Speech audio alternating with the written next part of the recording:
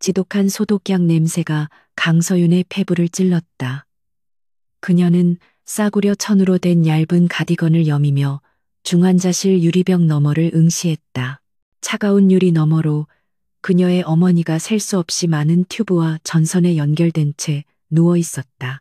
규칙적으로 울리는 생명유지 장치의 기계음만이 어머니가 아직 살아있다는 유일한 증거였다. 서유는 마른 입술을 깨물었다. 의사는 방금 전 냉정한 어조로 말했다. 당장 수술에 들어가지 않으면 마음의 준비를 해야 한다고. 하지만 그 당장을 가로막고 있는 것은 돈이었다.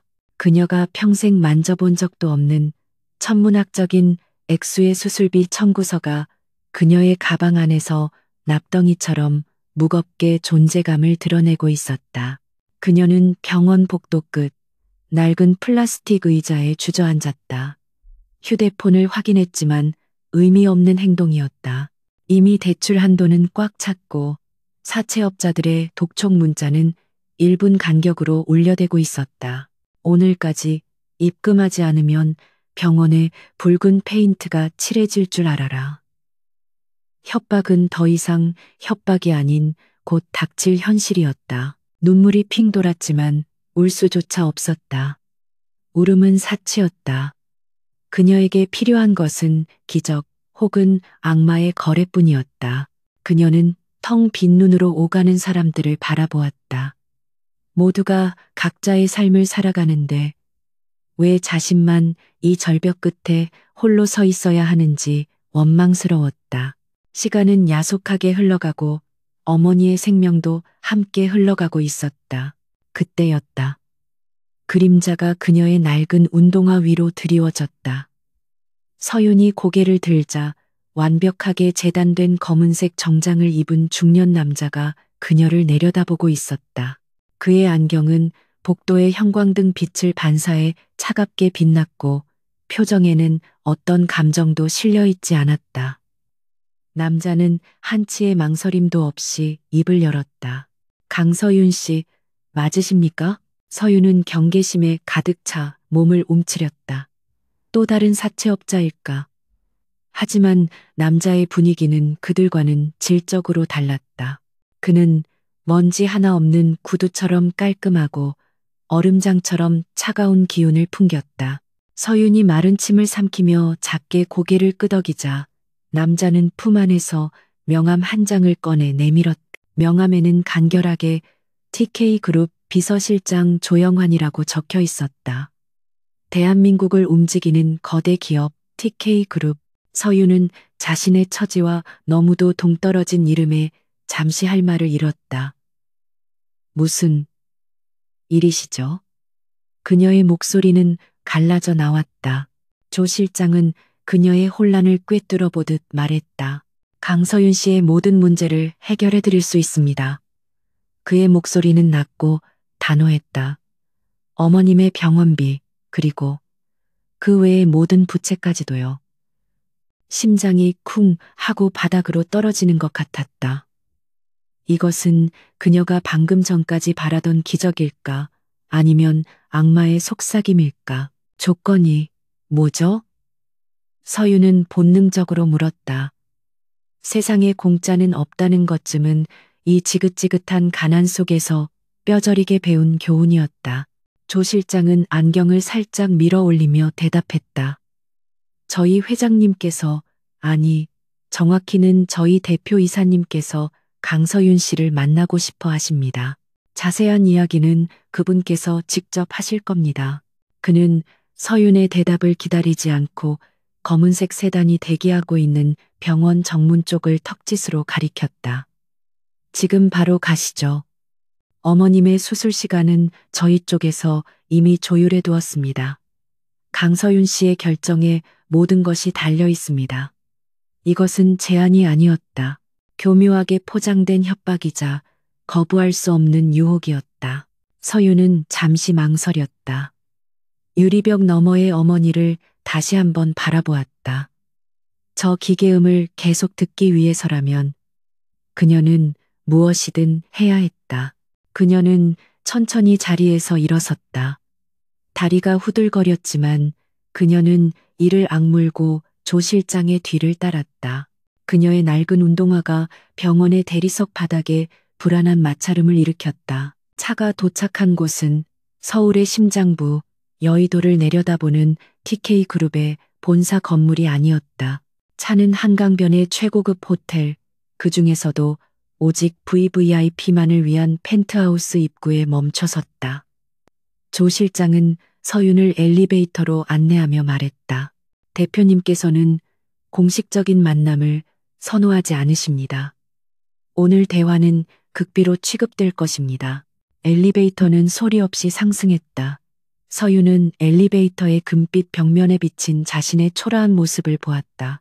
며칠 밤을 샌 듯 퀭한 눈, 푸석한 피부, 늘어난 티셔츠, 이질적인 공간에 던져진 자신이 마치 더러운 얼룩처럼 느껴졌다. 문이 열리고 서윤은 숨이 멎을 듯한 야경이 펼쳐진 거대한 스위트룸으로 들어섰다. 방 안은 어두웠지만 통유리창 너머로 쏟아지는 서울의 불빛이 모든 것을 밝혔다. 그리고 그 불빛을 등지고 한 남자가 서 있었다.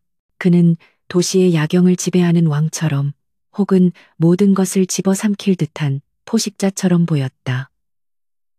남자가 천천히 돌아섰다. 서윤은 그제야 그의 얼굴을 제대로 볼 수 있었다. 도시의 야경을 지배하는 왕처럼. 도시의 야경을 지배하는 왕처럼 TK그룹의 총수 CEO 권태민. 재계의 황태자이자 그 존재 자체가 권력인 남자. 그는 잡지나 뉴스에서 보던 것보다 훨씬 더 차갑고 압도적인 존재감을 뿜어냈다. 조각처럼 완벽한 얼굴에는 그 어떤 감정도 익히지 않았다. 그는 서윤을 머리부터 발끝까지 훑어보았다. 그 시선은 무심했지만 마치 날카로운 칼날이 피부를 긋는 듯 섬뜩했다. 강서윤. 그의 입에서 나온 첫 마디는 질문이 아닌 확인이었다. 낮고 울림이 있는 목소리였지만 그 안에는 얼음 같은 냉기가 서려 있었다. 앉지. 그는 맞은편의 고급스러운 가죽 소파를 가리켰다. 서윤은 마치 조종당하는 인형처럼 뻣뻣하게 움직여 소파 끝에 걸터 앉았다. 권태민은 그녀의 맞은편에 앉지 않았다. 그는 여전히 창가에 선 채 그녀를 내려다보는 자세를 유지했다. 완벽한 권력의 상하 관계였다. 조 실장이 옆에 다가와 서류 봉투 하나를 테이블 위에 올려놓았다. 권태민은 그것을 거들떠보지도 않고 입을 열었다. 본론부터 말하지. 시간 낭비는 서로에게 좋지 않으니까. 그는 창밖으로 시선을 돌린 채 말했다. 내게 동생이 하나 있다. 권태진. 들어봤을지도 모르지. 서윤은 이름을 들어본 적이 없었다. TK그룹의 후계자는 오직 권태민 한 사람으로 알려져 있었다. 그는 마치 서윤의 생각을 읽은 듯 비웃음인지 모를 희미한 미소를 입가에 띄웠다. 세상에 알려지지 않은 동생이다. 내 아버지의 유일한 약점이었고 지금은 식물인간 상태지. 권태민의 목소리는 여전히 평탄했지만 식물인간이라는 단어는 유독 날카롭게 서윤의 귀에 밝혔다. 얼마 전 불의의 사고를 당했다. 그리고 그 녀석에겐 약혼녀가 있었고 그는 잠시 말을 끊었다가 다시 서윤에게로 시선을 돌렸다. 그 눈은 어둠 속에서도 형형하게 빛나고 있었다. 그 여자가 도망쳤다. 동생이 적골이 되자마자 TK그룹의 안주인 자리가 눈앞에 있었는데도 그걸 버리고 도망칠 만큼 어리석은 여자였지. 서윤은 그가 무슨 말을 하려는지 도무지 짐작할 수 없었다. 그녀의 어머니와 그녀의 빚과 이 남자의 식물인간 동생, 그리고 도망친 약혼녀. 이 모든 것들이 무슨 상관이란 말인가? 저와 무슨 상관이죠? 용기를 낸 서윤의 목소리가 미세하게 떨렸다. 권태민은 마치 기다렸다는 듯이 말했다. 상관이 있지. 아주 깊은 상관이. 그가 테이블 위에 서류 봉투를 턱짓으로 가리켰다.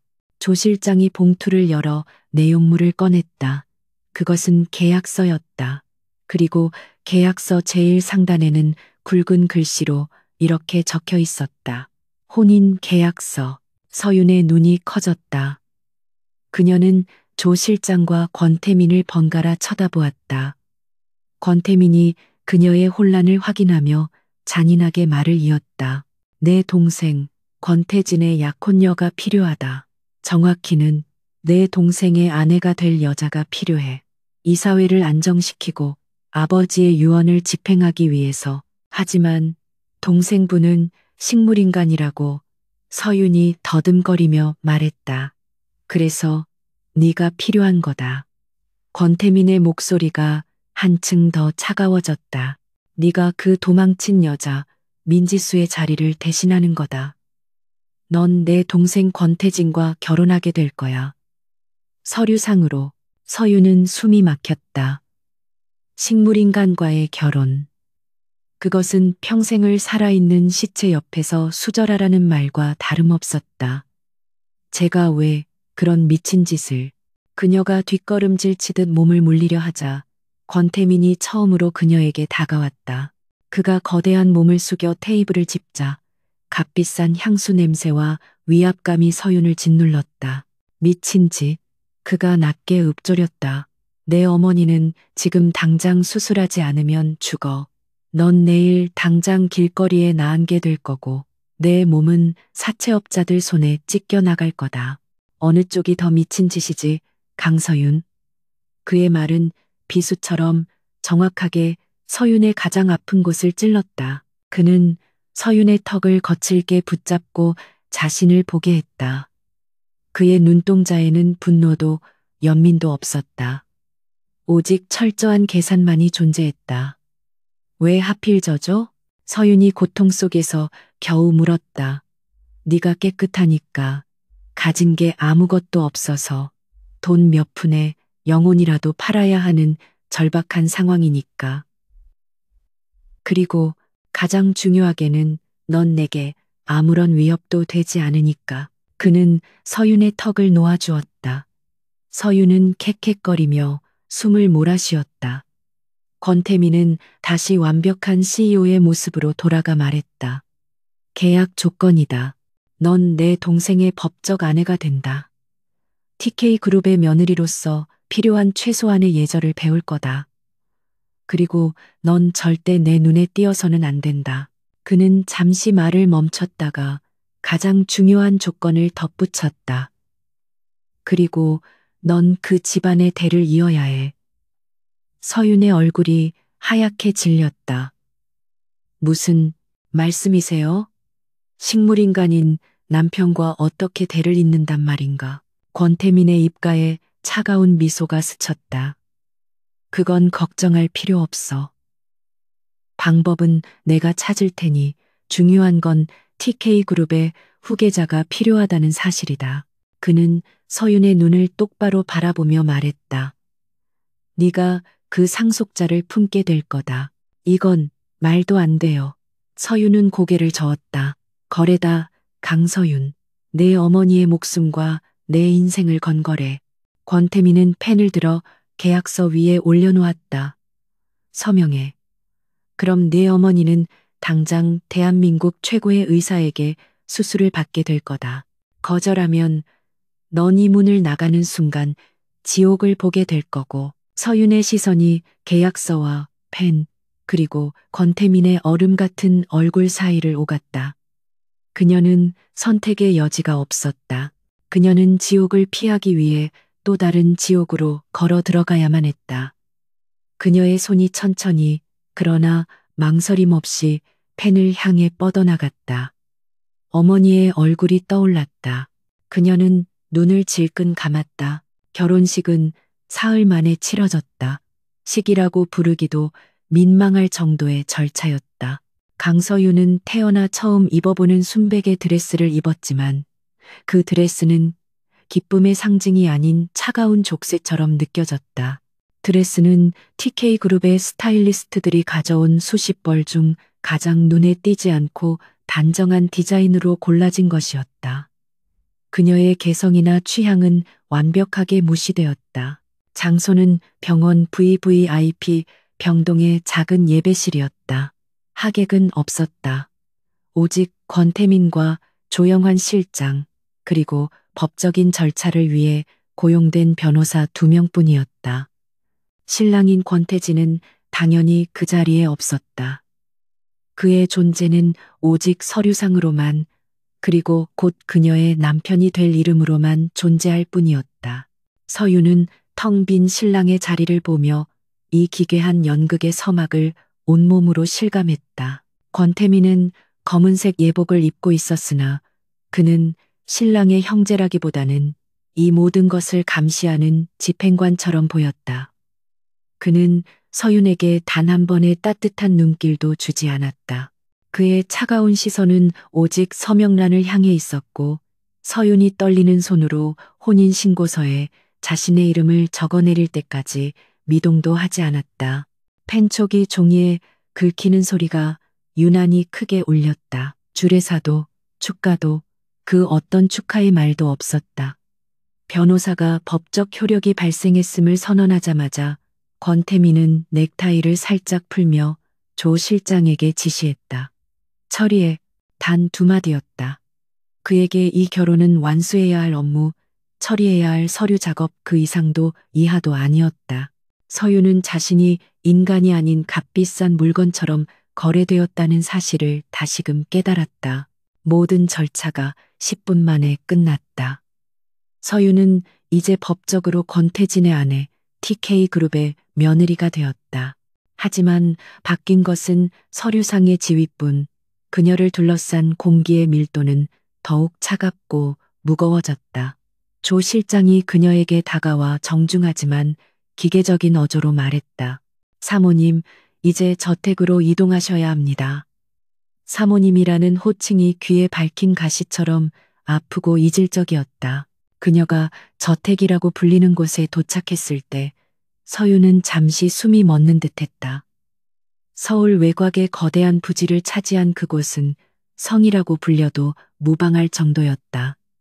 높다란 담벼락과 철저한 보안 시스템은 외부의 위협을 막는 동시에 내부의 사람을 완벽하게 가두는 감옥처럼 보였다. 차가운 회색빛 석재로 마감된 건물은 얼음성이라는 표현이 딱 들어맞았다. 차가 부드럽게 멈추고 문이 열렸다. 차에서 내리자 수십 명의 사용인들이 현관 계단 아래부터 도열해 그녀를 맞이했다. 그들은 일제히 고개를 숙였지만 그들의 눈빛에는 호기심조차 담겨 있지 않았다. 완벽하게 훈련된 로봇들 같았다. 서유는 이 거대한 저택에서 자신이 유일하게 이질적인 존재, 잘못 들어온 얼룩임을 직감했다. 그녀의 낡은 운동화는 이미 소각되었지만 그녀의 영혼은 여전히 가난했다. 저택의 현관은 궁전의 로비처럼 거대하고 화려했다. 대리석 바닥은 거울처럼 빛났고 천장에는 거대한 샹들리에가 차가운 빛을 뿜어내고 있었다. 그리고 그 중앙에 한 여자가 서 있었다. 50대 중반으로 보이는 여자는 온몸을 최고급 명품으로 감쌌지만 그 표정은 얼음장처럼 차가웠다. 그녀가 바로 권태민의 새어머니이자 권태진의 친모 한민주 회장이었다. 한 회장은 서윤을 머리부터 발끝까지 훑어보았다. 그 시선에는 노골적인 경멸과 혐오가 담겨 있었다. 네가 감히 내 아들의 자리를 대신하겠다고 기어들어온 그 천박한 년이구나. 목소리는 깃털처럼 부드러웠지만 단어 하나하나가 독침처럼 나라와 서윤의 심장에 밝혔다. 서윤은 자기도 모르게 주먹을 꽉 쥐었다. 어머니의 수술비를 떠올리며 간신히 고개를 숙였다. 인사. 서윤이 겨우 입을 열어 인사를 하려 하자 한 회장의 날카로운 말이 그녀를 가로막았다. 입 다물어. 내 더러운 입에서 나오는 목소리 따위 듣고 싶지 않아. 넌 그저 이 집안의 대를 이을 씨바디일 뿐이야. 감히 네가 내 아들의 아내 행세를 하려 들지 마라. 네 주제를 똑똑히 알아야 할 거다. 그녀의 눈에는 아들에 대한 비통함과 서윤을 향한 분노가 뒤섞여 광기처럼 번뜩였다. 내 아들 태진이는 저렇게 누워 있는데 어떻게 너 같은 게 감히 내 아들의 자리를, 내 아들의 신부 자리를 꿰차고 들어와. 당장이라도 내 머리채를 잡고 끌어내고 싶지만 후계자 때문에 참는 것뿐이야. 그녀는 서윤의 뺨이라도 때릴 듯이 손을 떨었. 권태민은 그 모든 상황을 그저 무표정하게 지켜보고만 있었다.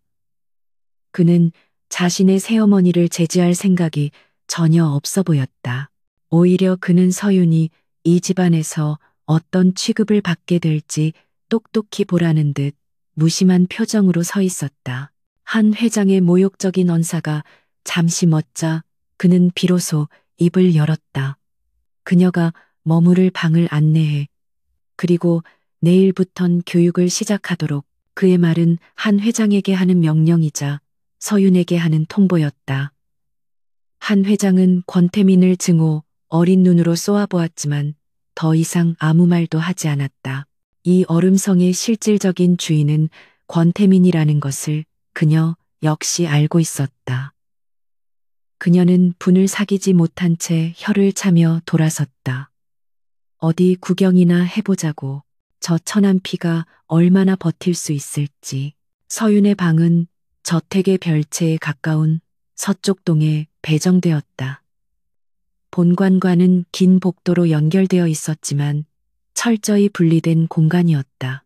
방은 그녀가 살던 반지하방 수십 개를 합친 것보다 컸지만 온기라고는 전혀 느껴지지 않았다. 모든 가구가 완벽하게 배치되어 있었지만 그곳은 사람이 사는 공간이 아닌 잘 꾸며진 감옥의 독방처럼 느껴졌다. 창문은 거대했지만 밖으로 보이는 것은 잘 가꾸어진 정원이 아니라 높다란 담벼락뿐이었다. 짐이라고는 계약서 사본이 든 작은 가방 하나뿐이었다. 그녀가 입고 있던 드레스는 들어오자마자 사용인들이 가져갔고 대신 방 안에는 값비싸지만 색깔이 없는 무채색의 옷들만이 걸려 있었다. 그녀의 존재감을 지우려는 듯한 배려 혹은 의도였다. 그날 밤 권태민이 예고 없이 그녀의 방을 찾아왔다. 그는 문을 두드리지도 않고 들어섰다. 서윤이 놀라 침대에서 일어나자 그는 방을 둘러보지도 않고 그녀에게 말했다. 오늘 일은 앞으로 네가 겪을 일의 시작에 불과해. 한 회장, 내 새어머니는 아들에 대한 집착이 강한 분이다. 널 견디지 못할 거다. 하지만 넌 견뎌야 해. 그의 목소리에는 어떤 위로나 동정도 담겨 있지 않았다. 명심해, 강서윤. 넌 내 동생의 아내가 아니라 TK그룹의 필요에 의해 고용된 사람이야. 넌 이 집의 며느리가 아니라 후계자를 생산하기 위한 도구다. 내 임무는 오직 하나, 이 집안의 후계자를 낳는 것. 그 외에 어떤 것도 기대하지 마. 특히 나에게는. 그는 서윤의 눈을 똑바로 바라보며 경고했다. 감정적인 동요, 불필요한 호기심. 그 어떤 것도 용납하지 않아. 넌 철저하게 내 통제하에 움직여야 해. 내일부턴 이 집안의 며느리 역할을 수행하기 위한 최소한의 교육을 받게 될 거다. 말투, 걸음걸이, 식사, 예절까지 감시당할 준비나 해. 그리고 내 어머니의 목숨이 내 손에 달려 있다는 걸 단 1초도 잊지 마. 그는 서윤의 마지막 남은 자존심마저 짓밟았다. 그는 그녀가 반박할 기회조차 주지 않고 왔을 때처럼 소리 없이 방을 나갔다. 서윤은 그가 나간 문을 한참 동안 노려보다가 그 자리에 주저앉았다. 차가운 대리석 바닥의 한기가 온몸으로 스며들었다. 다음 날 아침 서윤은 교육의 일환으로 그녀의 법적 남편 권태진을 만나러 가야 했다. 아내로서의 의무, 아니 연기였다. 권태진의 병실은 저택의 동쪽 최고급 의료시설이 완비된 특별 병동에 마련되어 있었다. 한 회장이 아들을 병원에 두는 것을 거부하고 집안에 작은 병원을 차린 것이었다. 그곳은 한 회장 외에는 아무도 출입할 수 없는 성역이었다. 한 회장이 앞장섰고 서윤은 그 뒤를 따랐다. 그녀는 어젯밤 그녀를 모욕했던 여자와는 달리 아들 앞에서는 한없이 약한 어머니의 모습을 하고 있었다. 문이 열리자 역시나 지독한 소독약 냄새가 먼저 그녀를 맞이했다. 하지만 병원 중환자실과는 비교도 안 될 만큼 쾌적하고 넓은 공간이었다. 방 안은 적정 온도로 유지되고 있었고 클래식 음악이 낮게 흘러나오고 있었다. 그리고 그 중앙에 권태진이 누워 있었다. 서유는 침대 곁으로 천천히 다가갔다. 유리벽 너머가 아닌 손만 뻗으면 닿을 거리에서 그녀는 남편의 얼굴을 처음으로 보았다.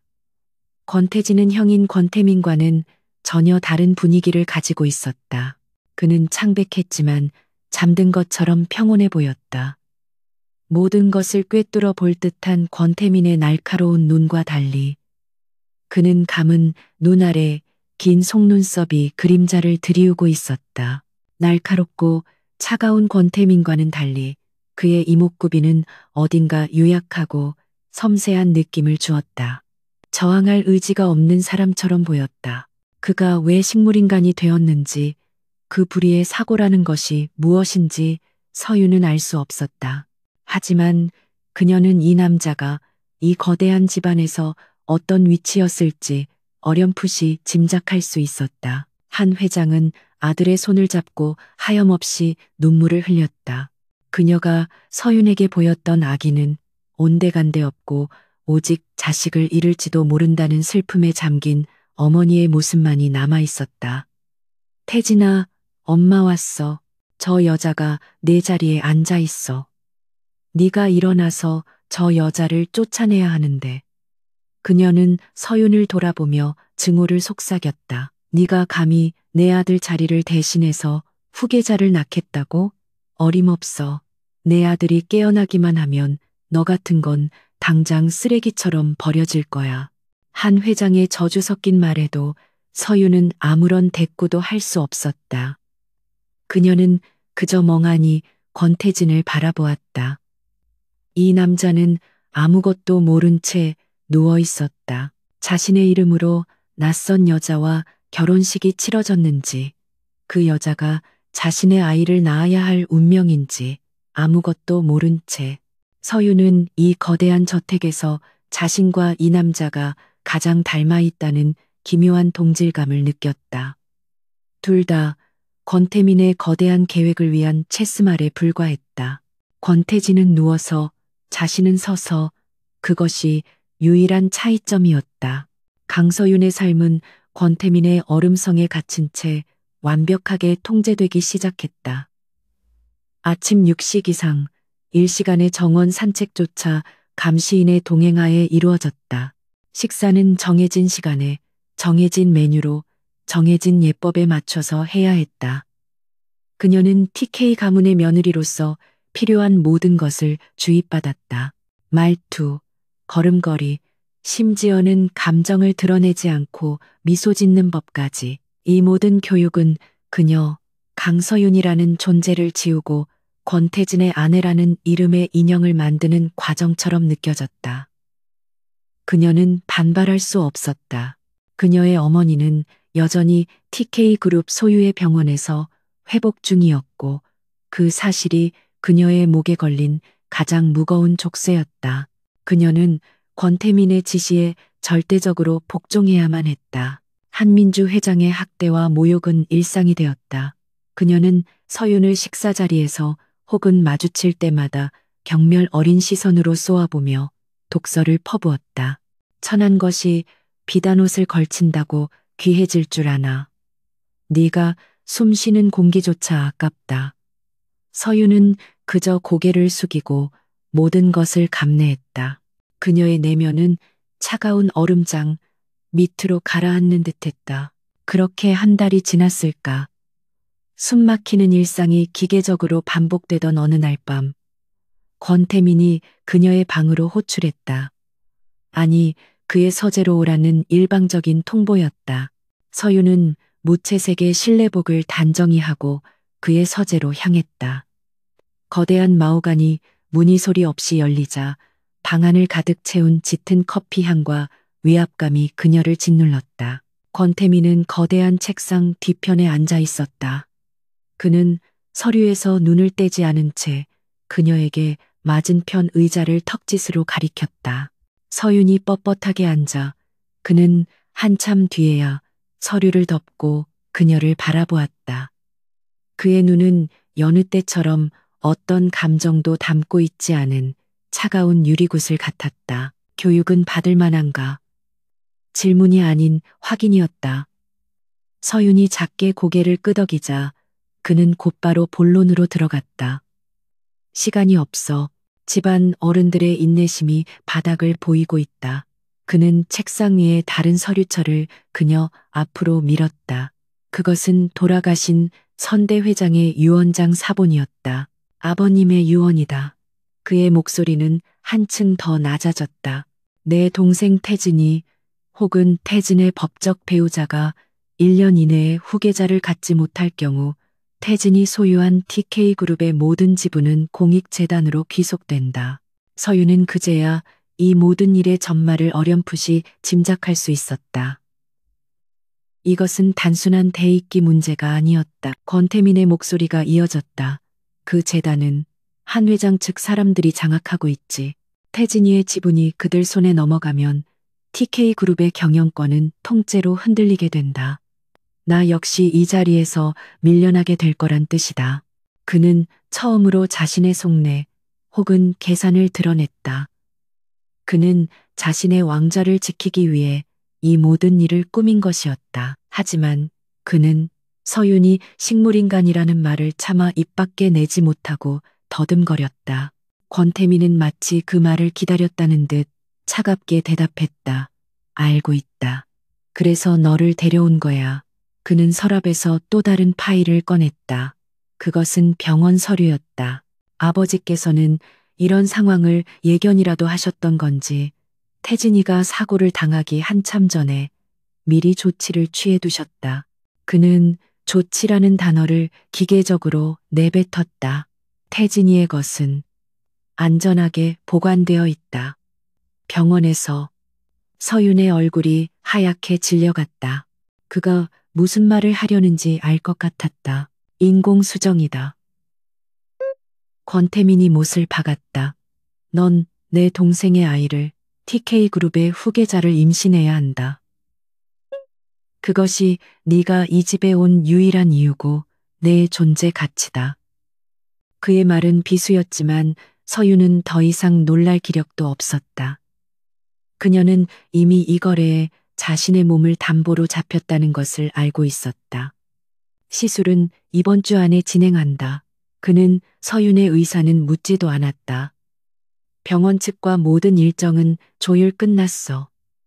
넌 그저 내 몸을 준비시키기만 하면 된다. 그는 서윤을 인간이 아닌 후계자를 생산할 도구로 취급했다. 서윤은 꽉 쥔 주먹 안으로 손톱이 파고드는 고통을 느끼며 간신히 대답했다.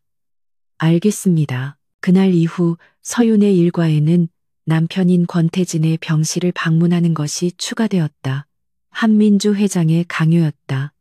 네가 감히 내 아들의 아이를 훔치려 하는데 적어도 아비 얼굴은 매일 봐야 할 것 아니냐. 그녀는 서윤을 태진의 병실로 끌고 가 그가 누워있는 모습을 억지로 보게 하며 정신적인 고통을 가했다. 권태진의 병실은 여전히 완벽하게 관리되고 있었다. 그리고 그곳에는 늘 그림자처럼 붙어있는 전담 간호사, 최 간호사가 있었다. 그녀는 한 회장의 수족처럼 움직이는 중년 여성이었다. 항상 굳은 표정으로 서윤의 모든 행동을 감시했다. 서윤은 그 숨막히는 감시 속에서 그저 태진의 침대 옆에 앉아 시간을 보낼 뿐이었다. 그러던 어느 날 한 회장이 잠시 자리를 비운 사이였다. 서윤은 무심코 태진의 침대 옆 협탁을 바라보다가 그 위에 놓인 액자에 시선이 머물렀다. 액자는 어째서인지 뒤집혀 있었다. 그녀가 막연한 호기심에 액자를 바로 세우려 손을 뻗는 순간이었다. 손대지 마십시오. 최 간호사의 날카로운 목소리가 조용한 병실을 갈랐다. 그녀는 거의 비명을 지르다시피 하며 서윤의 손을 거칠게 쳐냈다. 서윤은 놀라 그녀를 바라보았다. 최 간호사의 얼굴은 하얗게 질려 있었고 눈동자는 공포에 질린 듯 가늘게 떨리고 있었다. 그것은 단순한 무례함이나 경고가 아니었다. 명백한 두려움이었다. 사모님께서는 그저 앉아 계시기만 하면 됩니다. 환자의 물건에는 함부로 손대는 것이 아닙니다. 그녀는 뒤집힌 액자를 재빨리 집어들어 서랍 속에 넣어버렸다. 그녀의 과민한 반응은 서윤의 마음에 작은 의심의 불씨를 지폈다. 저 액자 속에 무엇이 있기에 저토록 필사적으로 숨기려 하는 걸까? 그날 밤 서윤은 잠을 이룰 수 없었다. 내일이면 그녀는 병원으로 가 시술을 받아야 했다. 자신의 의지와 상관없이 타인의 아이를 잉태해야 하는 운명이 코앞에 다가왔지만 그녀의 머릿속은 온통 낮에 있었던 최 간호사의 이상한 행동으로 가득 차 있었다. 그 공포에 질린 눈빛이 잊히지 않았다. 단순한 교통사고, 권태민은 그렇게 말했다. 하지만 최 간호사의 반응은 단순한 사고를 대하는 태도가 아니었다. 무언가를 필사적으로 은폐하려는 사람의 몸짓이었다. 서윤은 침대에서 벌떡 일어났다. 이대로는 안 되겠다는 생각이 들었다. 자신이 이 집안의 거대한 음모에 어떤 식으로 희생되고 있는지 최소한의 진실이라도 알아야 했다. 그녀는 숨을 죽인 채 방을 나섰다. 별채와 본관을 메스와의 연결하는 복도는 늦은 밤이라 텅 비어 있었다. 그녀의 목표는 단 하나, 권태진의 병실이 있는 동관이었다. 그곳은 24시간 감시 체제였지만 지금 이 시간은 경비가 가장 허술해지는 새벽이었다. 그녀는 그림자처럼 움직여 익숙한 병실 복도에 도착했다. 간호사 스테이션에는 야간 근무자가 졸고 있었다. 서윤은 발소리를 죽여 권태진의 병실 문을 열었다. 다행히 문은 잠겨 있지 않았다. 방 안은 생명 유지 장치에 규칙적인 기계음만 낮게 울리고 있었다. 권태진은 여전히 잠든 듯 평온하게 누워 있었다. 서윤은 곧장 최 간호사가 낮에 액자를 숨겼던 서랍으로 다가갔다. 서랍은 잠겨 있지 않았다. 안에는 간단한 의료용품과 그 액자가 있었다. 서윤은 떨리는 손으로 액자를 꺼냈다. 그것은 권태진과 한 여자가 다정하게 웃고 있는 사진이었다. 하지만 그 여자는 한민주 회장도 서윤 자신도 아니었다. 낯선 여자였다. 서윤은 그 여자가 누군지 알 수 없었다. 실망감이 밀려왔다. 이것 때문에 그렇게 과민하게 반응했단 말인가. 하지만 서윤은 포기하지 않았다. 그녀는 서랍을 더 뒤졌다. 그리고 서랍 가장 안쪽에서 낡은 가죽으로 된 작은 수첩 하나를 발견했다. 그것은 권태진의 다이어리처럼 보였다. 그녀는 망설이다가 수첩을 펼쳤다. 수첩에는 날짜와 함께 짧은 메모들이 적혀 있었다. 대부분은 일상적인 내용이었지만 사고 당일로 추정되는 마지막 페이지에서 그녀의 시선이 멈췄다. 제이를 만나러 간다. X 장소. 어머니가 알면 안 돼. T형이 무섭다. 서툰 필체로 갈겨 쓴 듯한 글씨였다. 서윤은 숨이 멎는 것 같았다. J라는 인물, X라는 장소, 그리고 어머니가 알면 안 돼라는 구절. 그는 한민주 회장을 두려워하고 있었다. 그리고 T형이 무섭다. T형. 권태민. 그녀는 자신을 이 지옥으로 밀어넣은 남자, 권태민을 떠올렸다. 그 순간 병실 문 밖에서 인기척이 들렸다. 서윤은 심장이 멎는 듯했다. 그녀는 재빨리 다이어리를 원래 자리에 넣고 서랍을 닫았다. 그리고는 창가에 서서 밖을 내다보는 척했다. 문이 열리고 최 간호사가 들어왔다. 그녀는 서윤을 보고는 경악을 금치 못했다. 사모님, 이 시간에 어쩐 일로? 최 간호사의 눈은 서랍 쪽을 향해 있었다. 그녀는 무언가 불안한 듯 손을 떨고 있었다. 서윤은 애써 침착한 목소리로 대답했다. 잠이 오지 않아서 남편 얼굴이라도 보려고 왔어요. 시술. 전이니까. 그녀는 일부러 시술이라는 단어에 힘을 주었다. 최 간호사의 얼굴이 더욱 하얗게 질렸다. 서유는 그녀의 눈을 똑바로 바라보며 말했다. 사고, 정말 안타까워요. 이렇게 다정한 사람이었던 것 같은데 그녀는 일부러 사진 속에 다정한 사람을 언급했다. 최 간호사는 뒷걸음질 치듯 몸을 움찔했다.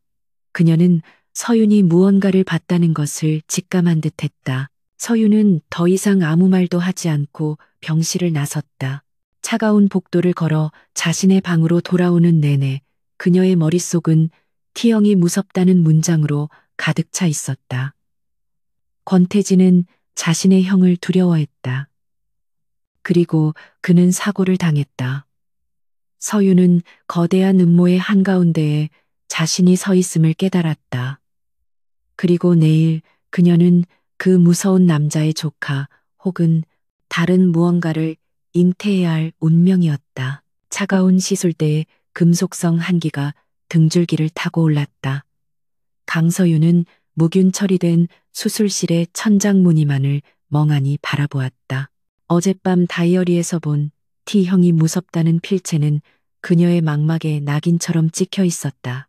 이 아이가 만약 동생을 해친 남자의 계획 아래 잉태되는 것이라면 자신은 지금 괴물의 탄생을 돕는 것과 다름없었다. 하지만 그녀에게 선택권은 없었다. 어머니의 목숨이 그리고 자신의 생존이 이 시술에 달려 있었다. 시술은 권태민의 철저한 통제하에 진행되었다. TK그룹의 VVIP 병동, 그 중에서도 외부와 완벽히 차단된 구역이었다. 의료진은 서윤을 사모님이라 불렀지만 그들의 움직임은 감정이 배제된 기계처럼 정교하고 차가웠다. 서윤은 자신이 존엄성을 가진 인간이 아니라 후계자라는 결과물을 생산하기 위한 생물학적 도구로 취급받고 있음을 뼈저리게 느꼈다. 권태민은 두꺼운 유리벽 너머 관제실에서 모든 것을 지켜보고 있었다. 그는 모니터에 떠오른 서윤의 생체 신호와 시술을 집도하는 의사의 손놀림을 번갈아 응시했다. 모든 것이 그의 계획대로 한치의 오차도 없이 흘러가고 있었다. 하지만 그는 이상하게도 가슴 한구석이 답답해오는 것을 느꼈다. 저 하얀 시트 위에서 미동도 없이 천장만 바라보는 여자의 텅 빈 눈동자가 자꾸만 그의 신경을 건드렸다. 그는 이 불쾌한 감정을 애써 무시했다. 감정은 나약함의 증거이며 특히 자신이 완벽하게 통제해야 할 이 중대한 계획 앞에서는 사치에 불과했다. 강서윤은 거래 대상일 뿐 그 이상도 이하도 아니었다.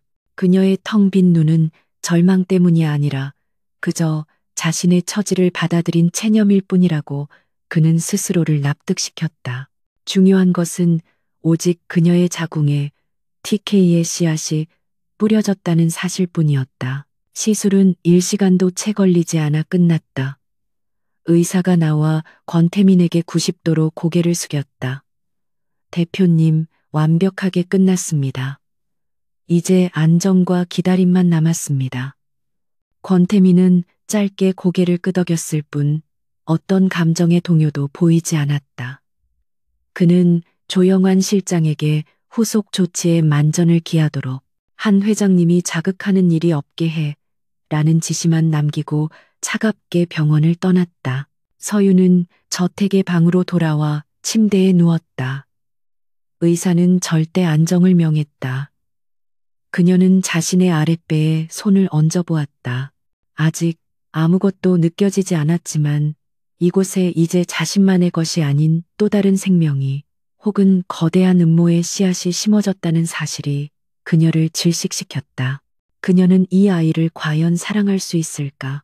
아니, 그 전에 이 아이를 지켜낼 수는 있을까? 며칠간의 강제적인 안정기 동안 서유는 생각할 시간이 많아졌다. 권태민은 그녀를 찾지 않았지만 그녀의 식단과 건강 상태는 분 단위로 체크되어 그에게 보고되었다. 서유는 이 철저한 감시 속에서 자신이 할 수 있는 유일한 일, 즉 권태진의 다이어리를 복기하기 시작했다.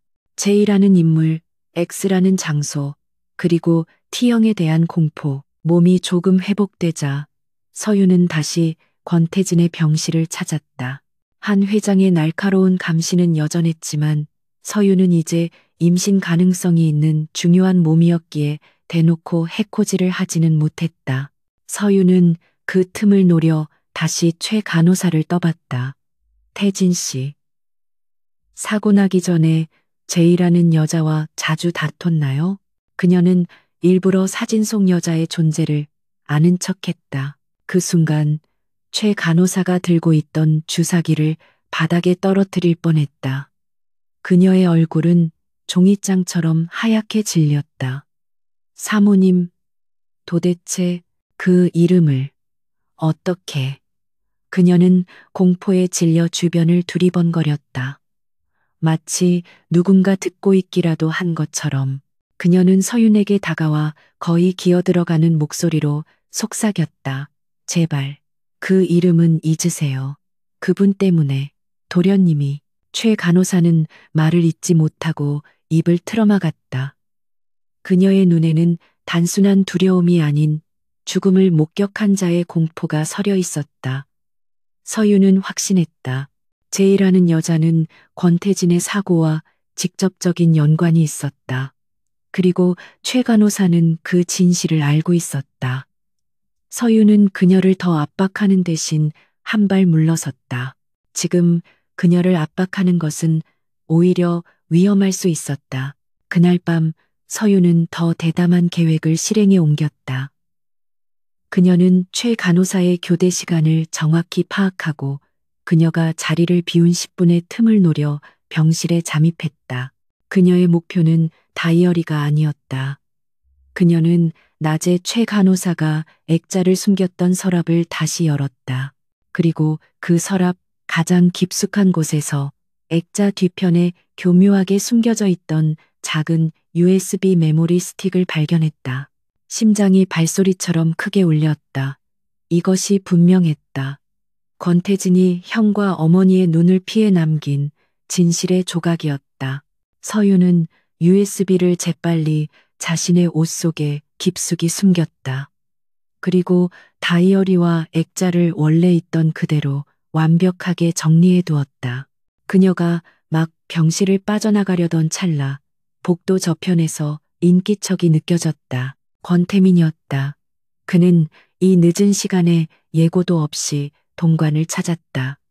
서유는 심장이 멎는 듯 했지만 재빨리 환자용 린넨실로 몸을 숨겼다. 권태민은 동생의 병실문 앞에서 잠시 멈춰섰다. 그는 어둠 속에 잠긴 문을 바라보며 깊은 한숨을 내쉬었다. 그의 얼굴에는 평소의 냉정함 대신 복잡하고 고통스러운 감정이 스쳐 지나갔다. 그는 결국 병실에 들어가지 않고 돌아섰다. 서유는 그가 완전히 사라진 후에도 한참 동안 린넨실에서 나오지 못했다. 그녀의 손에는 자신의 운명을, 그리고 어쩌면 이 집안 전체의 운명을 뒤바꿀지도 모르는 작은 USB가 땀으로 축축하게 젖어 있었다. 이 작은 물건이 그녀를 살릴 수도 혹은 죽일 수도 있었다. 방으로 돌아온 서유는 USB를 당장 확인할 수 없었다. 이 저택의 모든 전자기기는 감시되고 있을 터였다. 그녀는 기회를 기다려야 했다. 그리고 그 기다림의 시간 동안 그녀의 몸은 확실한 신호를 보내오기 시작했다.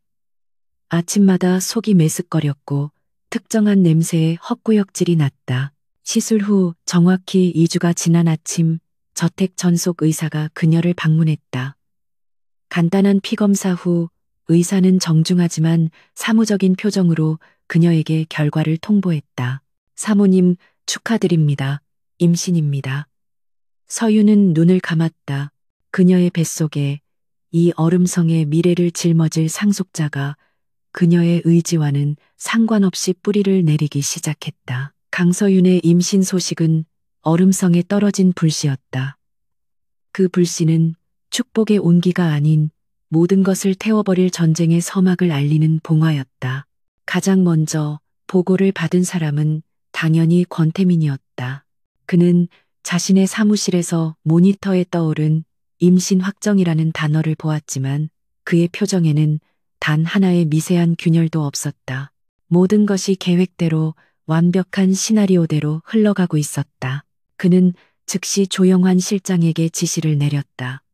오늘부로 별채의 보안 등급을 최고로 올려 식자재는 지정된 루트로만 공급하고 모든 음식은 2명의 검식관이 확인하게 해. 강서윤의 몸은 더 이상 그녀 개인의 것이 아니야. TK그룹의 상속자를 품은 용기다. 그의 목소리는 그 어느 때보다 차가웠고 용기라는 단어에서 비인간적인 냉기가 흘렀다. 권태민은 그날 저녁 별채를 찾았다. 서유는 창밖을 바라보며 앉아 있었다. 그녀는 자신의 뱃속에 자리 잡은 생명에 대해 기쁨보다는 알 수 없는 공포와 책임감을 느끼고 있었다. 권태민이 방으로 들어섰지만 그녀는 돌아보지 않았다. 수고했다. 그가 내뱉은 첫 마디였다. 그것은 축하나 위로가 아닌 임무를 완수한 부하에게 건네는 평가였다. 서유는 천천히 그를 돌아보았다. 이제 저는 완벽한 감금 상태가 되겠군요. 그녀의 목소리는 메말라 있었다. 권태민은 그녀의 도발적인 눈빛을 무시하며 다가왔다.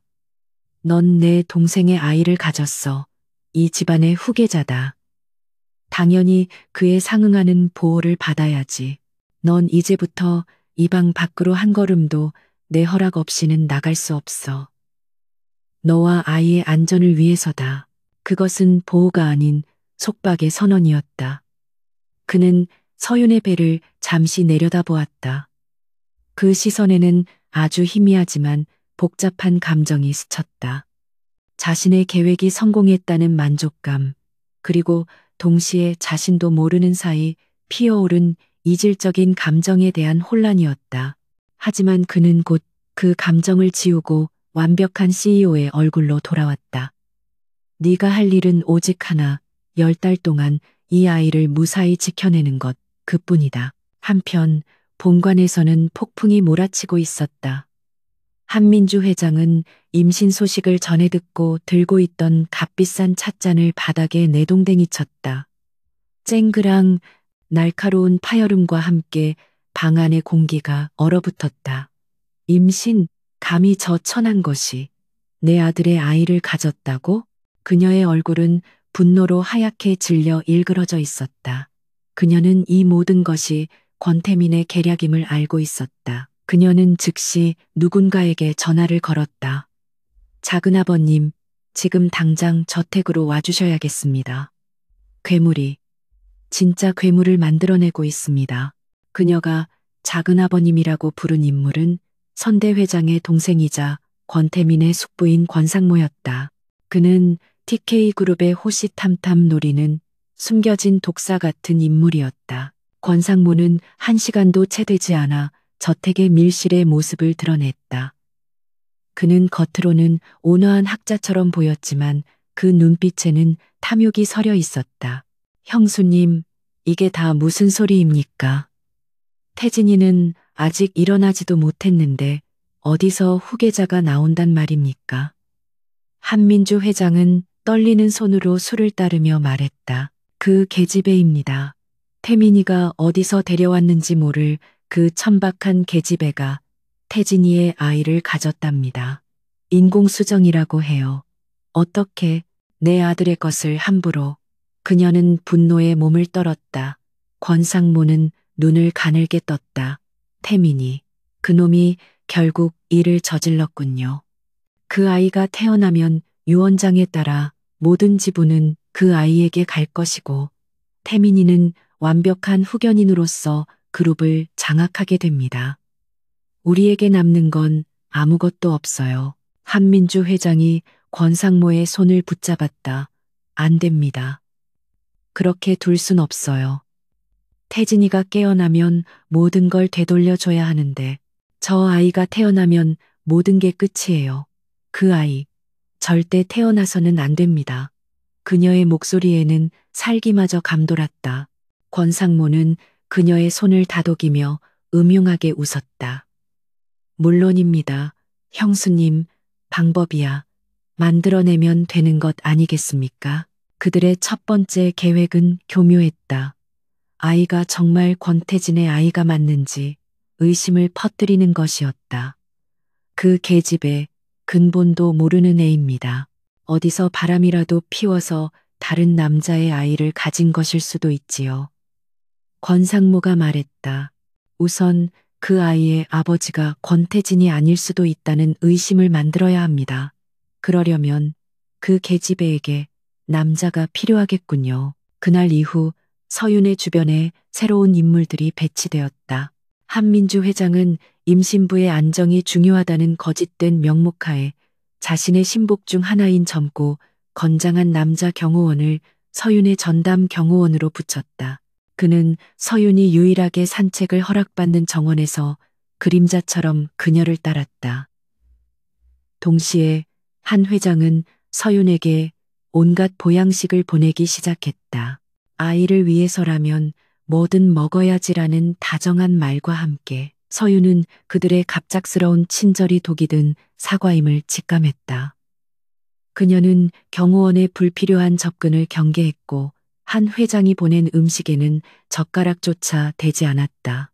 권태민이 배치한 검식관들이 음식을 먼저 확인했지만 서윤은 그들조차 믿을 수 없었다.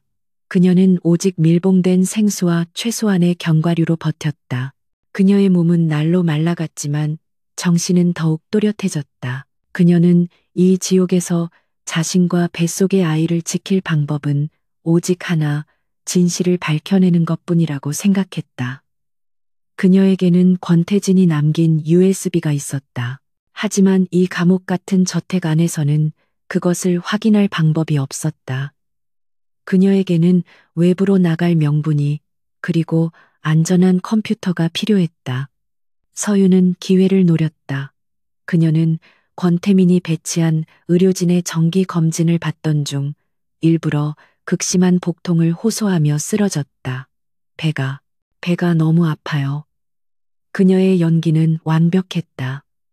의료진은 당황했고 이 소식은 즉시 권태민에게 보고되었다.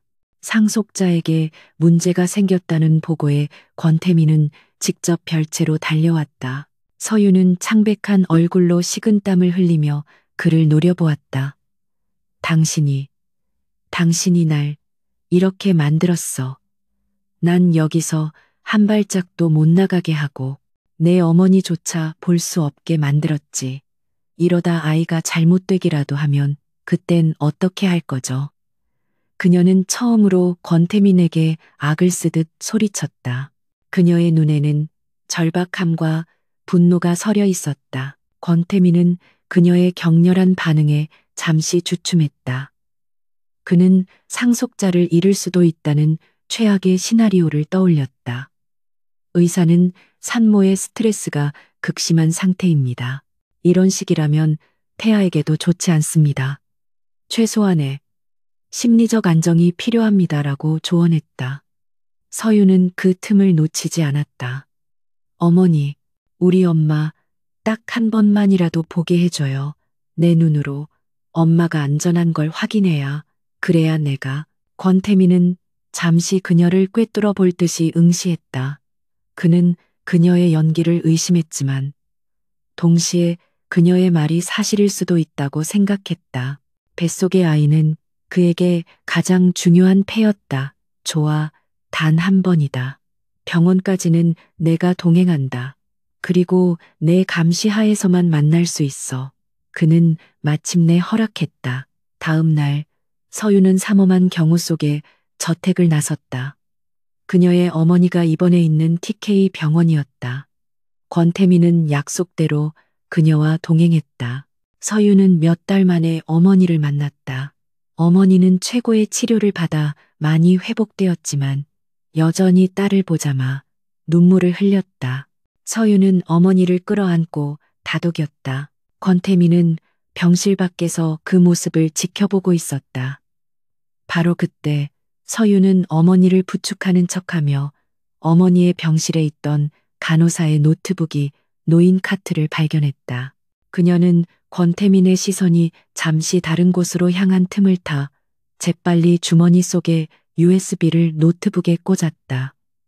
파일을 여는 데는 단 몇 초도 걸리지 않았다. 화면이 열리고 영상 파일 하나가 나타났다. 서유는 떨리는 손으로 파일을 클릭했다. 영상 속에는 초췌하지만 분명히 살아있는 권태진이 나타났다. 그는 카메라를 보며 공포에 질린 목소리로 속삭이고 있었다. 지수야, 민지수. 형이 모든 걸 알고 있어. 내가 그 여자와 만나기로 한 것도 형이 날 죽이려 해. 제발, 날. 영상이 거기서 끊겼다. 서유는 숨이 멎는 것 같았다. 권태진은 자신의 형, 권태민이 자신을 죽이려 한다고 말했다. 민지수는 그의 도망친 약혼녀였다. 권태민은 동생이 사랑하는 여자를 만나려 한다는 것을 알았고, 그래서 그를 해친 것이란 말인가. 그렇다면 자신이 뵌 이 아이는 살인자의 조카가 아니라 살인자의. 서유는 차마 다음 생각을 이어갈 수 없었다. 그녀의 손에 들린 USB가 천근만근 무겁게 느껴졌다. 전쟁은 이제 막 진짜 모습을 드러내기 시작했다. 강서유는 지옥의 입구에서 돌아왔지만 그녀가 발을 디딘 곳은 여전히 지옥의 한복판이었다. 그녀의 손에 든 USB는 뜨거운 불덩이 같았다. 권태민, 뱃속 아이의 큰아버지이자 어쩌면 아버지를 해친 살인자일지도 모르는 남자. 병실에서 돌아온 이후 서유는 그를 마주할 때마다 등골이 서늘해지는 것을 느꼈다. 그의 차가운 눈동자 뒤에 숨겨진 진실이 무엇일지 두려웠다. 그녀는 완벽하게 고립되었다. 임신부라는 명목하에 그녀의 방은 철저히 통제되었고 권태민의 허락 없이는 한 걸음도 나갈 수 없었다. 그녀는 이 USB의 내용을 어떻게 활용해야 할지, 아니, 누구에게 이 사실을 알려야 할지 알 수 없었다. 이 거대한 얼음성 안에서 그녀의 편은 아무도 없었다. 뱃속에서 자라나는 아이만이 그녀가 살아있음을 증명하는 유일한 존재였다. 한편 본관에서는 한민주 회장과 권상모의 음모가 더욱 노골적으로 진행되고 있었다. 서윤을 불륜녀로 만들려던 첫 번째 계획이 그녀의 철저한 자기 관리와 권태민의 감시로 인해 실패로 돌아가자 그들은 더욱 빠르고 직접적인 방법을 선택하기로 했다. 권상모가 한 회장을 부추겼다. 형수님, 시간이 없습니다. 저 아이가 법적으로 완벽한 상속자가 되기 전에 사고는 언제든 일어날 수 있는 법입니다. 한민주 회장은 아들 권태진의 병실에서 그의 창백한 손을 붙잡고 오열했다. 태진아, 저 계집애가 내 모든 것을 빼앗아 가고 있어. 내 자리, 내 회사, 심지어 내 아이까지. 엄마가 다 되찾아 줄게. 무슨 수를 써서라도. 그녀의 눈은 아들에 대한 슬픔과 서윤에 대한 증오로 이글거렸다. 그녀는 권상모의 제안을 받아들였다. 사고로 위장한 제거. 그들의 계획은 치밀했다. 그들은 서윤이 유일하게 바깥 공기를 쐴 수 있는 정원 산책 시간을 노렸다. 권태민은 늘 CCTV로 그녀를 감시했지만 정원에는 교묘하게 사각지대가 존재했다. 한 회장은 평소 서윤에게 경멸 외에는 아무것도 보이지 않았으나 그날은 억지 미소를 지으며 그녀의 방을 찾았다. 세아가 몸은 좀 어떠니? 그 목소리에 서윤은 소름이 돋았지만 애써 평정심을 유지했다. 오늘은 날이 참 좋구나. 아이에게도 햇빛이 필요할 테니 정원에 새로 들여온 꽃이나 보러 가지 않겠니? 그것은 명백한 함정의 초대였다. 서윤은 거절할 수 없었다. 거절하는 순간 그녀가 무언가를 의심하고 있다는 것을 드러내는 셈이었다. 서윤은 한 회장의 뒤를 따라 정원으로 나갔다. 권태민이 붙인 경호원들이 뒤따랐지만 한 회장은 내가 며느리와 단둘이 이야기 좀 하겠다는데 너희까지 따라올 필요 없다며 그들을 따돌렸다. 그녀는 서윤을 데리고 정원 가장 깊숙한 곳, 본관의 CCTV가 닿지 않는 오래된 석조 계단 쪽으로 이끌었다. 여기 경치가 참 좋지. 예전엔 태진이가 이곳에서 책 읽는 것을 좋아했단다. 한 회장은 추억에 잠긴 듯 아련한 표정을 지었다. 서윤은 긴장의 끈을 놓지 않고 주변을 살폈다. 아니나 다를까 석조 계단 위쪽에서 누군가의 그림자가 빠르게 움직이는 것이 보였다. 권상무가 고용한 인부로 위장한 괴한이었다. 네가 감히 내 아들의 아이를 가졌겠다. 한 회장의 표정이 순식간에 증오로 일그러졌다. 넌 태어나지 말았어야 했어. 너와 내 뱃속에 그것까지 전부. 그녀가 소리치는 순간 위에서 괴한이 서윤을 향해 돌진했다. 그의 목표는 명확했다.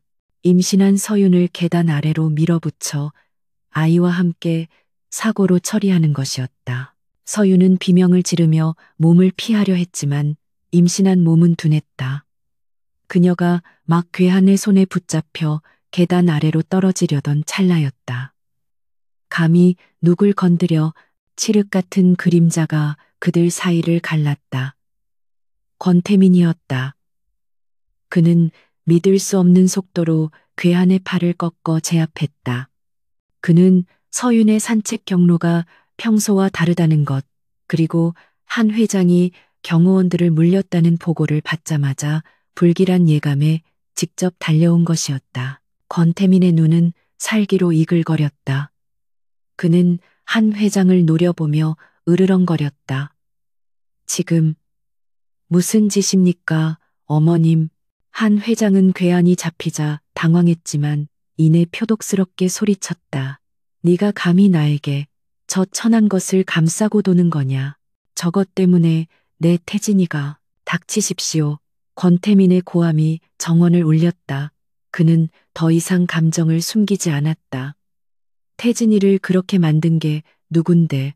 당신의 그 맹목적인 집착과 저 뒤에 숨은 독사 같은 인간들 때문이잖소.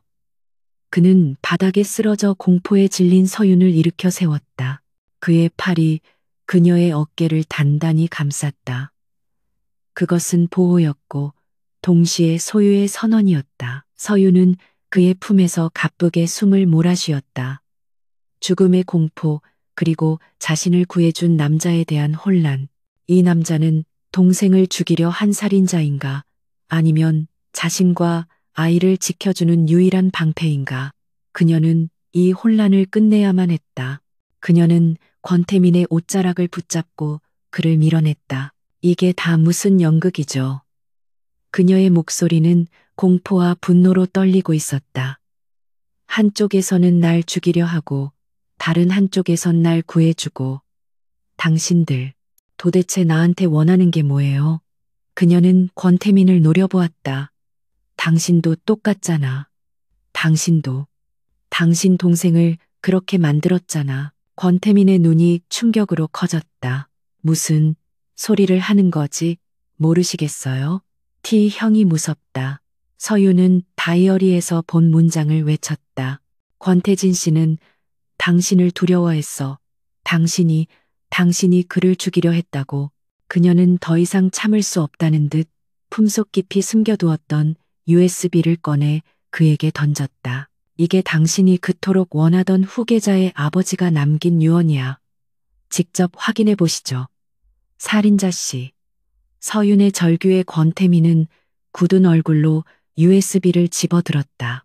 그는 조 실장에게 한 회장과 괴한을 처리하라고 지시한 뒤 서윤의 팔을 거칠게 붙잡고 자신의 서재로 끌고 갔다. 서재의 문이 닫히고 완벽한 정적이 흘렀다.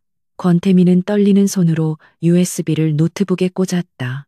그리고 영상이 재생되었다. 공포에 질린 동생, 권태진의 얼굴. 지수야, 민지수, 형이 모든 걸 알고 있어. 내가 그 여자와 만나기로 한 것도 형이 날 죽이려 해. 영상이 끝나고 권태민은 한참 동안 미동도 하지 않았다. 그의 어깨가 미세하게 떨리고 있었다. 그가 천천히 고개를 들었을 때 서유는 그의 얼굴에서 난생 처음 보는 표정을 보았다. 그것은 분노도 냉정함도 아닌 지독한 슬픔과 죄책감이었다. 태진이가 나를 이렇게 생각하고 있었을 줄은. 그는 마른 세수를 하며 고통스럽게 입을 열었다. 그래, 난 태진이가 민지수와 만나는 것을 알고 있었어. 막으려고 했지. 하지만 그건 죽이려던 게 아니었어. 보호하려던 거였어. 서유는 그의 말을 믿을 수 없다는 듯 바라보았다. 보호요? 저렇게 공포에 질려 있는데? 권태민은 서윤을 똑바로 바라보았다. 그의 눈에는 어떤 거짓도 담겨 있지 않았다. 민지수, 그 여자는 권상모가 심어둔 첩자였어. 내 숙부, 권상모 말이다. 서윤은 숨이 멎는 것 같았다. 권상모는 오래전부터 그룹을 집어삼키려 했고 가장 유약한 태진이에게 접근했지. 민지수를 통해서 태진이를 망가뜨리고 지분을 빼앗으려 했어. 나는 그 사실을 알고 태진이를 막으려 했어. 하지만 내 방식이 너무 강압적이었지. 태진이는 내가 자신과 민지수 사이를 방해한다고만 생각했어. 내가 자신을 가둔다고 생각했지. 그래서 날 두려워했던 거야. 그는 괴로운 듯 머리를 감쌌다. 사고 당일 난 태진이가 민지수와 함께 밀항하려 한다는 것을 알았어. 그 X장소라는 항구로 난 그를 막으러 갔어. 권상모의 함정이라는 걸 알려주러. 하지만 내가 도착했을 때 태진이의 차는 이미 진실이 밝혀지는 순간이었다. 권태진을 두려움에 떨게 한 T형은 사실이었지만 그 공포의 이유는 완전히 달랐다. 진짜 적은 따로 있었다. 한민주 회장의 맹목적인 모정과 그 뒤에 숨어 모든 것을 조종한 권상모, 한 회장님은 이 사실을 모르시나 보군요. 서윤이 속삭였다. 그래, 그녀는 오직 내게서 아들을 빼앗겼다는 생각에 사로잡혀 있어. 권상모는 그 분노를 이용해 날 공격하고 동시에 태진이의 지분을 노리고 있는 거지. 오늘처럼 당신과 뱃속의 아이를 제거해서 유언을 무효화시키고 재단을 통해 지분을 차지하려는 속셈이었어. 모든 조각이 맞춰졌다. 서유는 자신이 거대한 전쟁의 한복판에 서 있음을 깨달았다. 그녀의 손에는 동생의 마지막 증언이, 뱃속에는 이 집안의 유일한 희망이 있었다. 그녀는 권태민을 바라보았다. 그는 더 이상 냉혈한 CEO나 살인 용의자가 아니었다. 그 역시 이 전쟁의 피해자이자 동생을 지키지 못했다는 죄책감에 시달리는 남자일 뿐이었다. 이제 어떡하실 거죠? 서윤이 물었다. 그녀의 목소리는 더 이상 떨리지 않았다. 권태민은 그녀의 눈에서 이전에는 볼 수 없었던 강인함을 읽었다.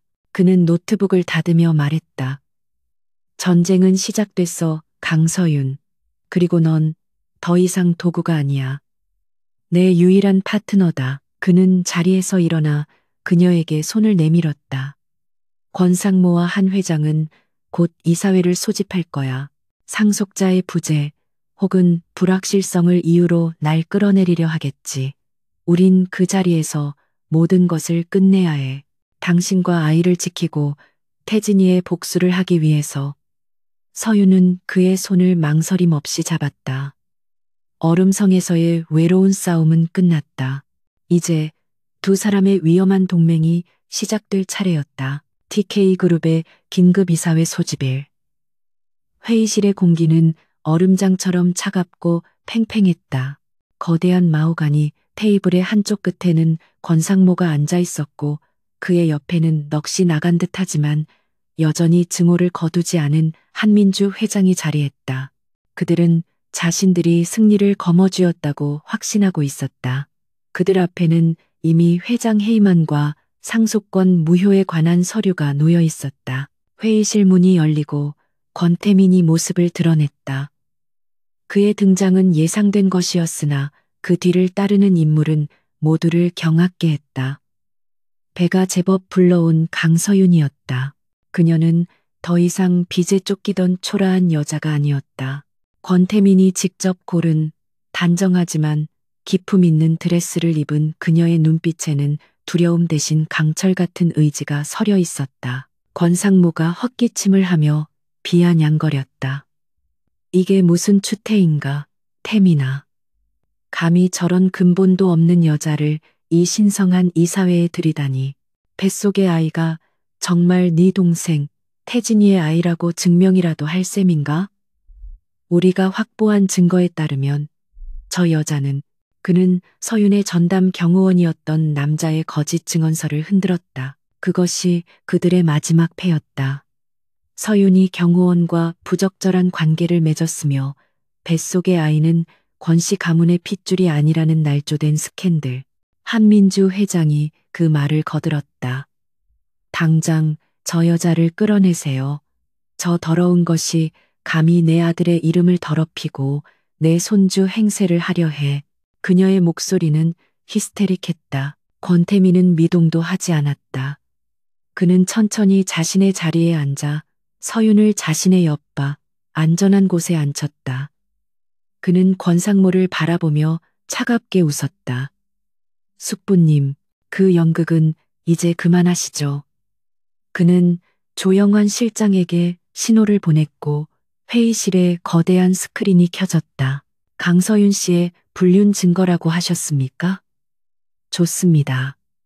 여기 숙부님께서 그 증인이라는 자에게 돈을 건네는 영상이 있습니다.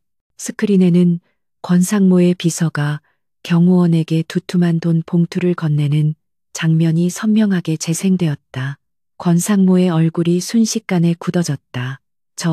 저건 조작이야. 네가 감히 나를 모함해. 모함은 이제부터 시작입니다. 권태민의 목소리는 회의실 전체를 얼어붙게 만들었다. 지난 5년간 그룹의 기밀 정보를 경쟁사에 팔아넘기고 유령 회사를 통해 비자금을 조성한 내역입니다. 숙부님께서 그렇게 아끼시던 민지수라는 여자를 통해 이루어진 일들이죠. 권상모의 범죄 내역이 스크린을 가득 채웠다. 이사들의 얼굴이 하얗게 질렸다. 권상모가 자리에서 벌떡 일어났다. 증거도 없는 소리. 민지수는 이미 사라졌어. 죽은 태진이 놈이 남긴 게 뭐가 있다고. 그는 광기 어린 눈으로 권태민을 노려보았다. 바로 그때 강서윤이 자리에서 일어났다. 그녀는 권태민의 손을 가볍게 잡으며 그를 진정시킨 뒤 회의실 중앙으로 걸어나갔다. 증거가 왜 없다고 생각하시죠? 서윤의 맑은 목소리가 회의실에 울려 퍼졌다. 그녀는 모든 이사, 그리고 한민주 회장을 똑바로 바라보았다. 제 남편 권태진 씨가 남긴 마지막 영상입니다. 그녀는 자신의 손으로 직접 USB를 노트북에 연결했다. 스크린이 바뀌었고 공포에 질린 권태진의 얼굴이 나타났다. 지수야, 민지수, 형이 모든 걸 알고 있어. 한민주 회장이 숨을 헐떡였다. 태진아. 영상 속 권태진은 울먹이며 말을 이었다. 권상모 숙부가 그 여자를 시켜서 날 망가뜨리려 해. 엄마가 나 좀. T형은 영상은 거기서 끝나지 않았다. 그것은 서윤이 미처 확인하지 못했던 뒷부분이었다. 형이 무섭다. 하지만 형 말이 맞았어. 민지수는 스파이야. 내가 모든 걸 망쳤어. 형, 미안해. 권태진의 마지막 말은 권태민을 향한 사과와 절망이었다. 그는 모든 진실을 알고 있었지만 이미 너무 늦었다고 생각했던 것이다. 권태민은 눈을 감았다. 동생의 마지막 목소리가 그의 심장을 난도질했다. 권상모는 얼굴이 잿빛이 되어 주저앉았다. 모든 것이 끝났다. 그때 한민주 회장이 괴성을 질렀다. 아니야. 내 아들을 돌려내. 이 악마야. 그녀는 권상모에게 달려들어 그의 뺨을 마구 때렸다. 그녀의 분노는 조종당한 자의 허탈함과 어미로서의 죄책감으로 바뀌어 그녀를 덮쳤다. 네가 감히 내 아들을 이용해 내 아들을 저렇게 만들고 나를 속여서 내 손주까지 죽이려 했어. 그녀는 정원에서 서윤을 밀려 했던 자신의 행동을 떠올리며 공포에 질렸다. 그녀는 그 자리에 실신하고 말았다. 회의는 완벽한 파국이자 완벽한 승리였다. 권상무는 현장에서 긴급 체포되었고 한민주 회장은 정신병동으로 옮겨졌다. TK그룹의 거대한 암덩어리가 마침내 제거되었다. 권태민은 지친 얼굴로 서윤의 어깨를 감쌌다. 가자. 이 지옥에서. 이제 그만 나가자. 그의 목소리는 안도감으로 미세하게 떨리고 있었다. 얼음성으로 돌아오는 차 안은 지독하게 고요했다. 서윤은 창밖을, 권태민은 운전석의 앞 유리만을 바라보았다.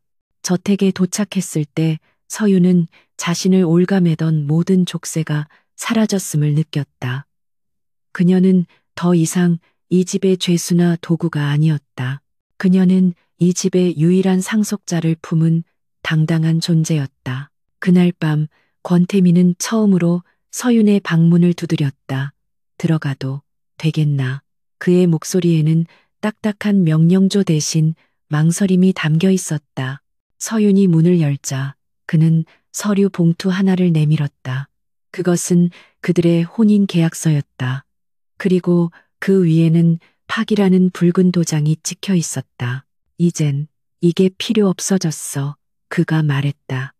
당신 어머니는 완치되셨고 원하는 곳에서 사실 수 있어. 당신도 마찬가지야. 이 집을 떠나도 좋아. 그는 차마 말을 잇지 못했다. 아이를 포기할 수 없었지만 그렇다고 그녀를 더 이상 붙잡아 둘 명분도 없었다. 서윤은 그 계약서를 받아들었다. 그녀를 지옥으로 밀어 넣었지만 동시에 그녀를 강하게 만들었던 종이 조각이었다. 그녀는 그것을 찢어버리는 대신 권태민의 손에 다시 쥐어주었다. 이걸로 내 어머니를 살렸죠. 그리고 당신은 동생의 복수를 했고요. 하지만 이건 틀렸어요. 권태민이 의아한 눈으로 그녀를 바라보았다. 서윤은 그의 눈을 피하지 않고 말했다. 이 아이는 TK그룹의 상속자이기 전에 내 아이예요. 그리고 당신의 조카죠. 이 아이에게는 아버지는 없지만 적어도 가족은 필요해요. 그녀는 자신의 배를 감쌌다. 떠나지 않겠다는 뜻인가? 권태민의 목소리가 미세하게 떨렸다. 떠날 이유가 없으니까요. 서윤이 대답했다. 이 얼음성은 여전히 춥지만 이젠 난로를 피울 수 있을 것 같거든요. 당신과 나, 그리고 이 아이, 우린 가족이 될 수 있을지도 모르죠. 그것은 사랑 고백이 아니었다. 상처받은 두 영혼이 서로의 필요를 인정하고 미래를 향해 나아가기로 한 조심스러운 약속이었다. 권태민은 처음으로 그녀를 향해 희미하게 웃었다. 그것은 냉소가 아닌 따뜻한 안도감이었다. 그는 그녀의 손을 잡고 그녀의 배 위에 함께 손을 얹었다. 몇 달이 흘렀다. 얼음성에는 봄이 찾아왔고 딱딱한 석조 건물에도 따스한 햇살이 스며들었다. 강서윤은 건강한 사내 아이를 낳았다. 아이의 이름은 권태민이 직접 지었다. 희망을 뜻하는 이름을 붙여주었다. 아이의 울음소리는 저택을 가득 채웠고 그 소리는 더 이상 기계음이 아닌 생명의 환희였다. 권태민은 완벽한 CEO였지만 서툰 삼촌이자 아빠 같은 존재가 되었다. 그는 아이를 안는 법조차 몰라 쩔쩔맸지만 서윤은 그런 그를 보며 웃음을 터뜨렸다. 그들의 관계는 계약으로 시작되었지만 이제는 그 어떤 계약보다 질긴 운명과 신뢰로 묶여 있었다. 그들은 진정한 가족이 되어가고 있었다. 그들은 종종 권태진의 병실을 찾았다. 아이는 아무것도 모른 채 잠든 삼촌의 손가락을 작은 손으로 꽉 쥐었다. 그 순간 몇 년 동안 미동도 없던 권태진의 손가락이 아주 미세하게 꿈틀거렸다. 기적일까? 혹은 그저 반사작용일까? 중요하지 않았다. 권태민과 서유는 서로를 바라보며 미소 지었다. 과거의 상처는 사라지지 않겠지만 그들은 이제 그 상처를 딛고 설 수 있었다. 가난한 신부였던 강서유는 TK그룹의 상속자를 품었고 그 과정에서 자신도 몰랐던 강인함을 발견했다. 그리고 얼음 같던 CEO 권태민은 그녀와 아이를 통해 비로소 인간적인 온기를 되찾았다. 얼음성은 마침내 집이 되었다.